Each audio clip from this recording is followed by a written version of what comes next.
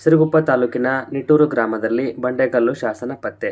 ಸ್ನೇಹಿತರೆ, ಮೌರ್ಯರ ಆಳ್ವಿಕೆಗೆ ಸಂಬಂಧಪಟ್ಟಂತೆ ಅಶೋಕನ ಶಿಲಾಶಾಸನಗಳನ್ನು ಒಳಗೊಂಡಿರುವ ನಿಟ್ಟೂರು ಗ್ರಾಮದ ಸುಕೃತಪ್ಪನ ಬೆಟ್ಟದ ಹಿಂಬದಿಯಲ್ಲಿ ಕ್ಷೇತ್ರ ಕಾರ್ಯಕ್ಕೆ ಹೊರಟಾಗ ಮನೋಹರ್ ಸಿಎಂ ಎಂಬ ನಾನು ಮತ್ತು ಅಶೋಕ್ ಅಬಕಾರಿ ಸರ್ ಆ ಒಂದು ಸ್ಥಳದಲ್ಲಿ ಬಂಡೆಗಲ್ಲಿನ ಮೇಲೆ ಶಿಲಾಶಾಸನ ಇರುವುದನ್ನು ಗಮನಿಸಲಾಯಿತು.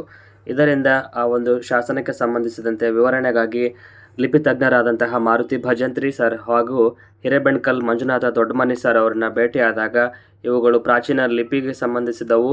ಸುಮಾರು 7 ಸಾಲುಗಳನ್ನು ಒಳಗೊಂಡಿದ್ದು, ಇದು 7ನೇ ಶತಮಾನದ ಬಾದಾಮಿ ಚಾಳುಕ್ಯರ ಕಾಲದಿಂದ ರಾಷ್ಟ್ರಕೂಟರ ಕಾಲಘಟ್ಟಕ್ಕೆ ಸಂಬಂಧಿಸಿರಬಹುದು ಎಂದು ಅಂದಾಜಿಸಲಾಯಿತು.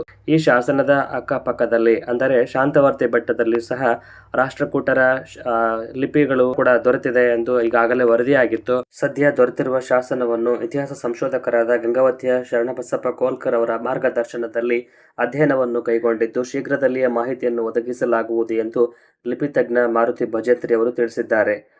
ಶಾಸನ ಪತ್ತೆ ಕಾರ್ಯದಲ್ಲಿ ಸಹಕರಿಸಿದಂತಹ ಮಂಜುನಾಥ್ ಸರ್, ಕಾಡಸಿದ್ದ ಹೊನ್ನೂರ, ಗಂಗಾವತಿಯ ಹರನಾಯಕ, ಚಂದ್ರಶೇಖರ್ ಕುಂಬಾರ, ಮದನಪ್ಪ ಹೊಸಳ್ಳಿ ಅವರಿಗೆ ನಮ್ಮೆಲ್ಲರ ಪರವಾಗಿ ಧನ್ಯವಾದಗಳು.